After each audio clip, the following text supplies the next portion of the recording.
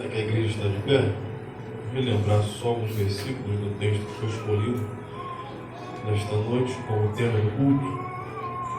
Versículo Gênesis 18, versículo 9 ao 15. Onde está Sara, sua mulher? Perguntaram. Ali na tenda, respondeu ele. Então disse o Senhor: voltarei a você na primavera e Sara, sua mulher, terá um filho. Sara escutava a entrada da tenda atrás dele. Abraão e Sara já eram velhos, de idade bem avançada. E Sara já tinha passado da idade de ter filho, por isso riu consigo mesma quando pensou: depois de já estar velha e meu senhor já idoso, ainda terei esse prazer? Mas o Senhor disse a Abraão: por que Sara riu e disse: poderei realmente dar à luz agora que sou idosa? Existe alguma coisa impossível para o Senhor? Na primavera voltarei a você, e Sara terá um filho. Sara teve medo e por isso mentiu. Eu não ri. Mas ele disse: não negue, você riu. Pode sentar?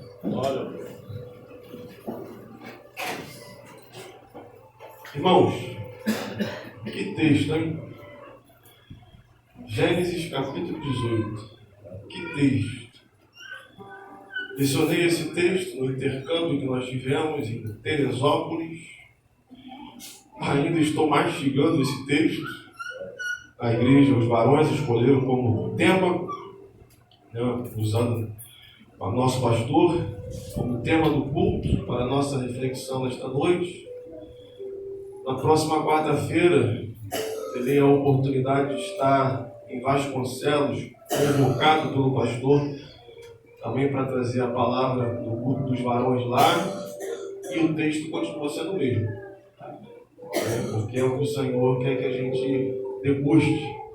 E hoje eu quero me reter somente nesses versículos,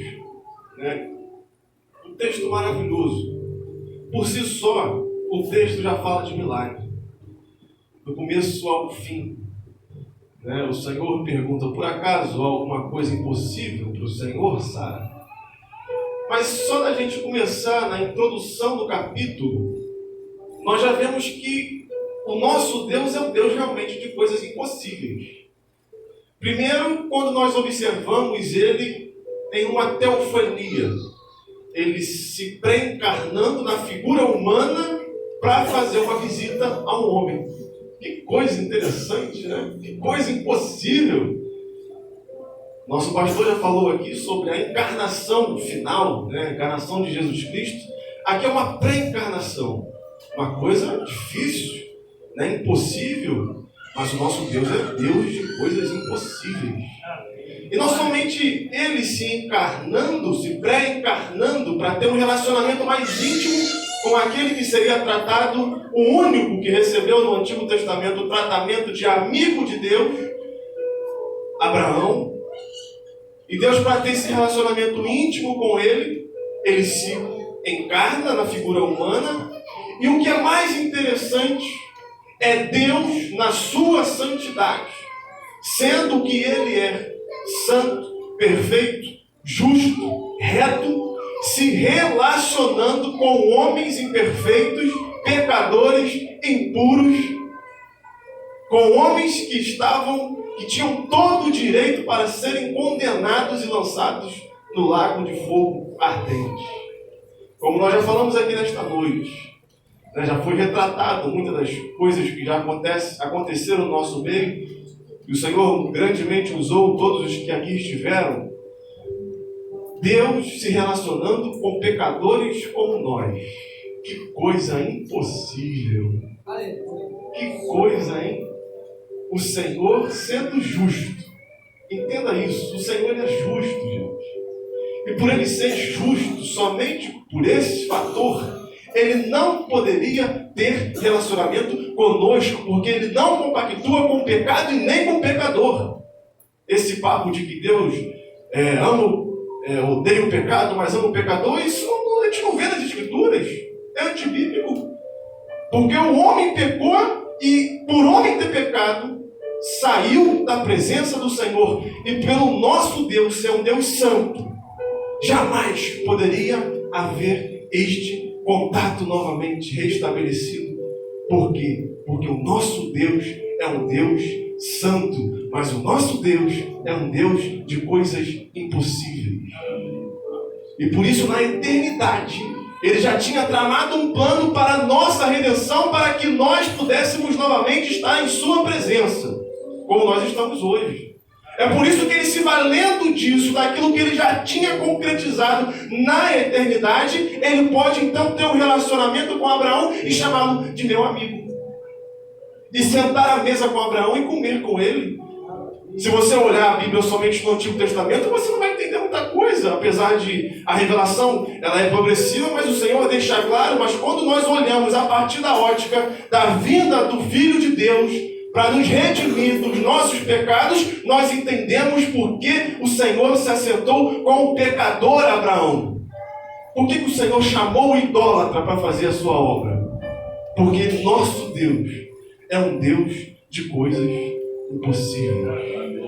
Ele é justo, mas no seu íntimo, no seu infinito amor, Ele executou a sua perfeita justiça no seu Filho, para que nós estivéssemos na sua presença hoje, para que nós pudéssemos participar da salvação, para que a nossa comunhão com Ele pudesse ser recobrada.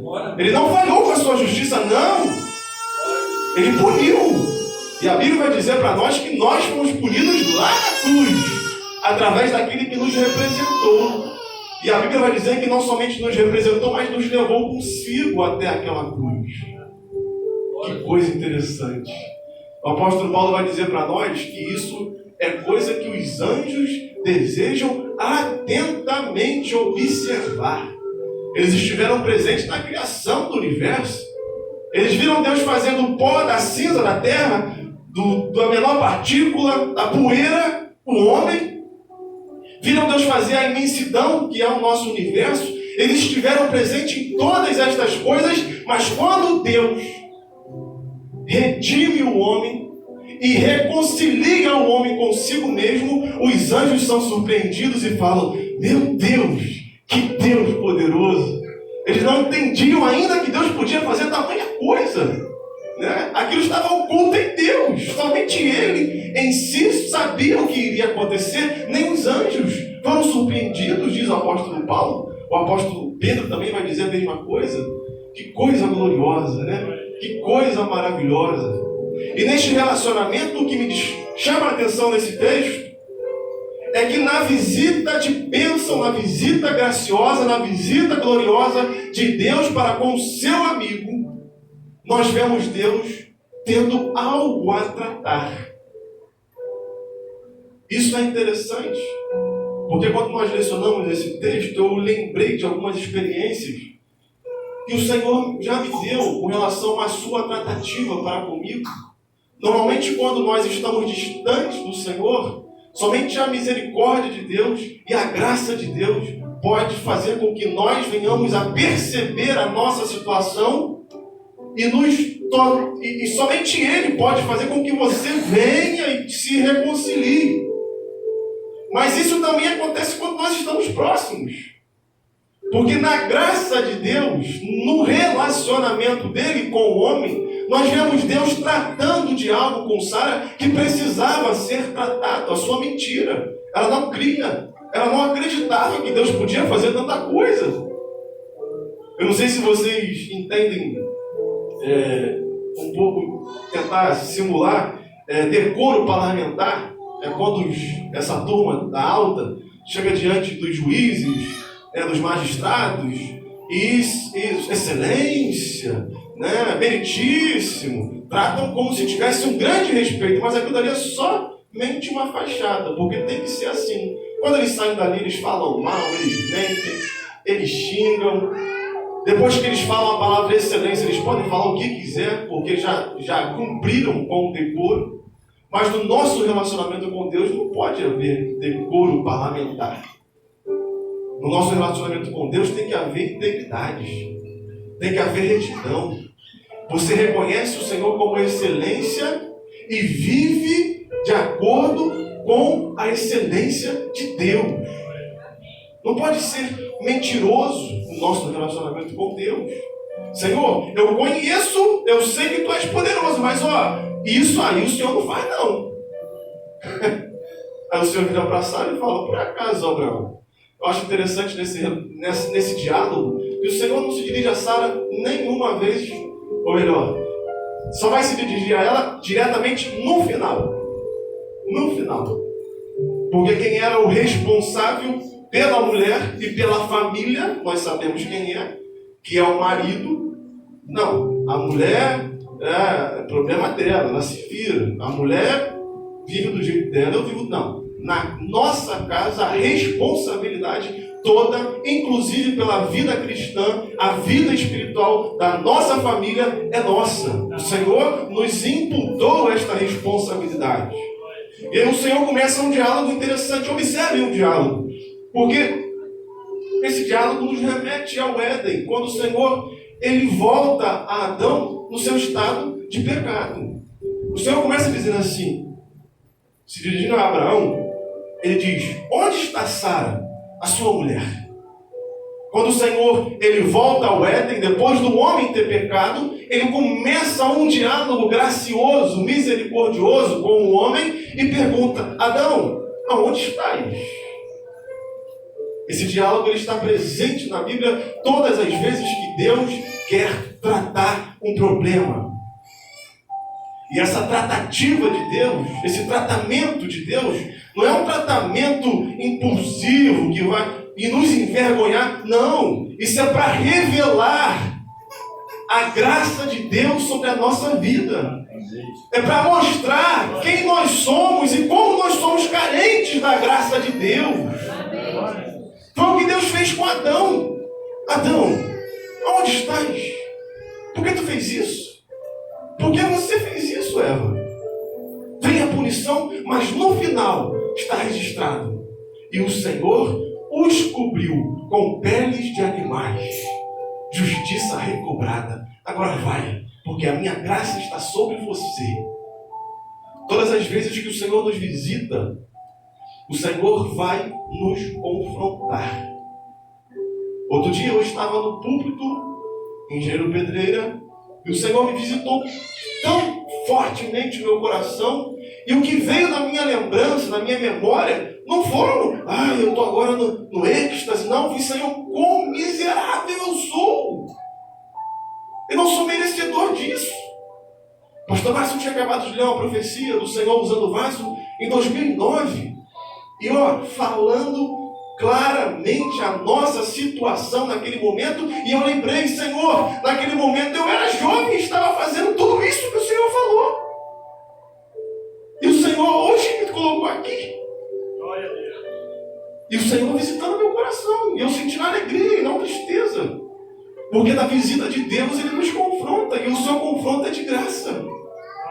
Porque enquanto Ele estiver nos confrontando, é porque Ele tem algo para fazer conosco, Ele tem algo para nos melhorar, para nos aperfeiçoar, para que nós venhamos a ter uma vida como Ele. Amém. Minha mãe certa vez falou comigo, depois de eu ter passado por algo que na época eu julgava injusto, publicamente.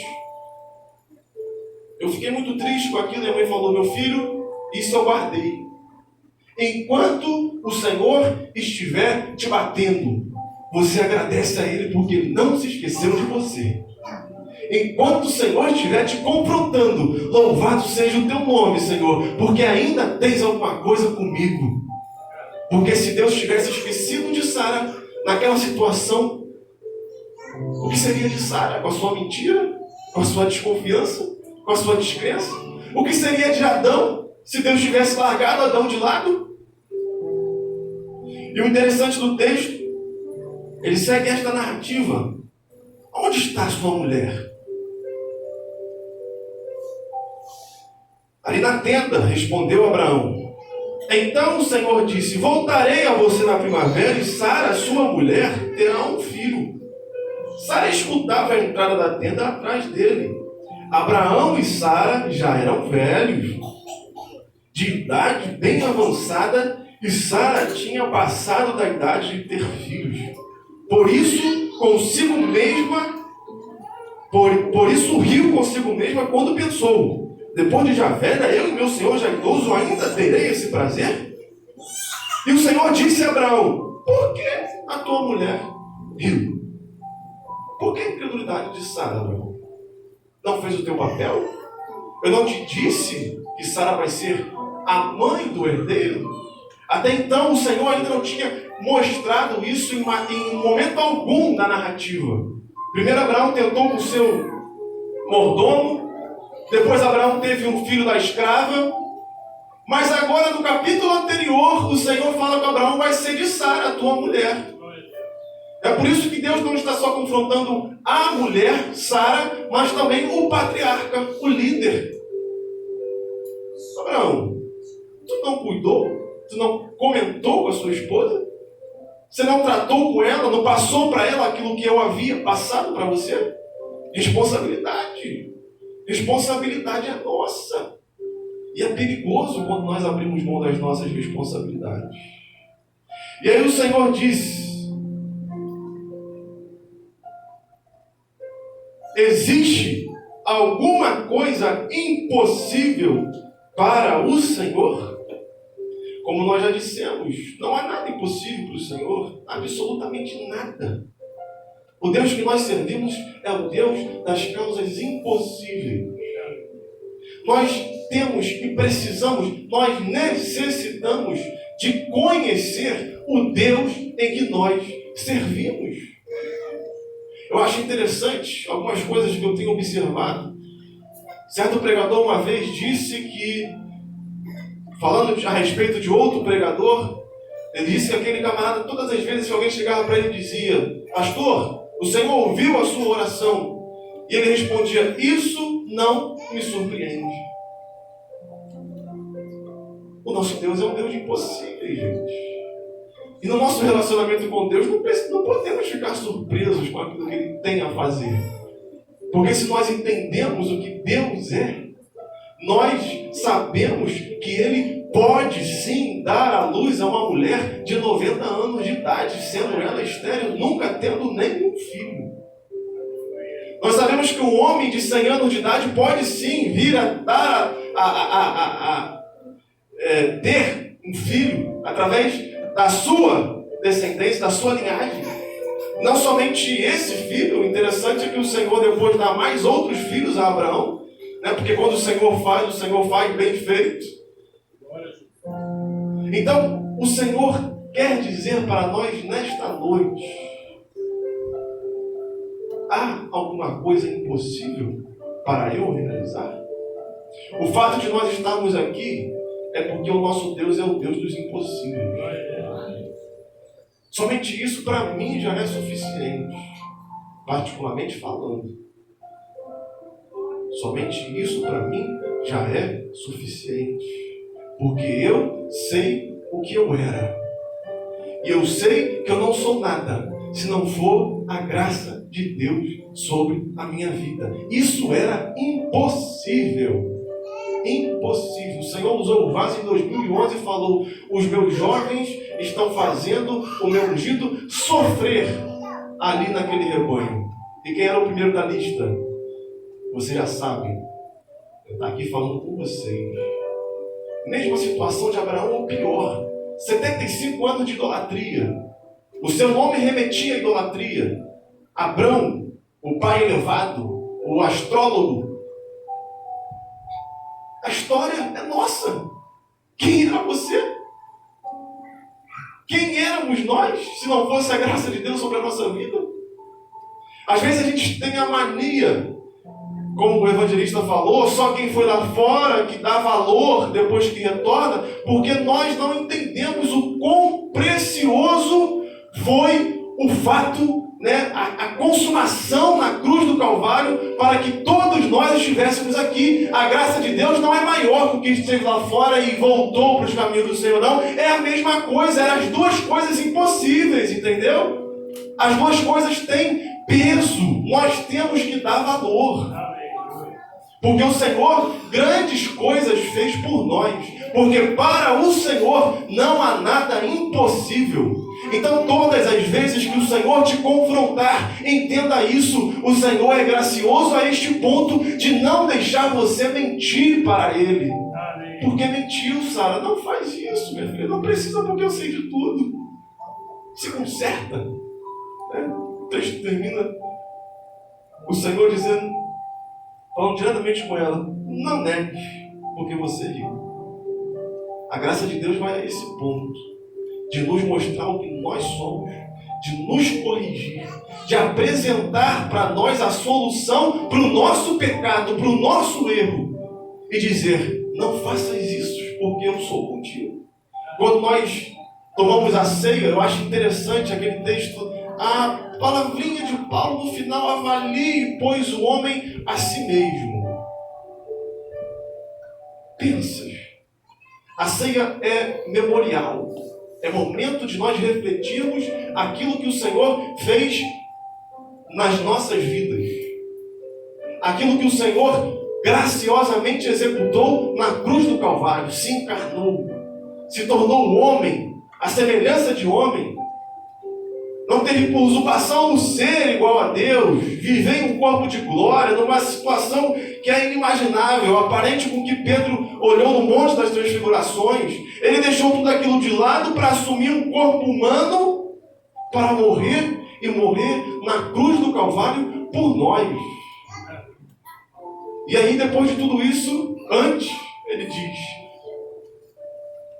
comei todos em memória de mim. Aí o apóstolo Paulo vem dizendo: todas as vezes que comerdes e beberdes em memória de Cristo, lembrando o tamanho do amor dele por você, sabendo o que ele fez por você, entendendo o que ele fez por você, e todos avaliem-se a si mesmos, porque certamente nós saberemos que só sentaremos com ele na mesa por causa da graça dele, porque por mim eu não tenho condição nenhuma. Mas o Senhor, ele é gracioso. Por isso ele nos confronta, por isso ele nos corrige, por isso ele trabalha em nós para fazer de nós a tua vontade, a vontade dele, aquilo que ele tem por intento.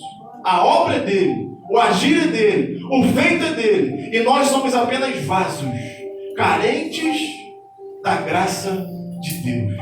Que o Senhor possa encontrar lugar na sua vida para te encher da sua graça, e que nós possamos dar valor a tudo aquilo que ele fez por nós, e que o Senhor nos abençoe. Amém. Glória a Deus.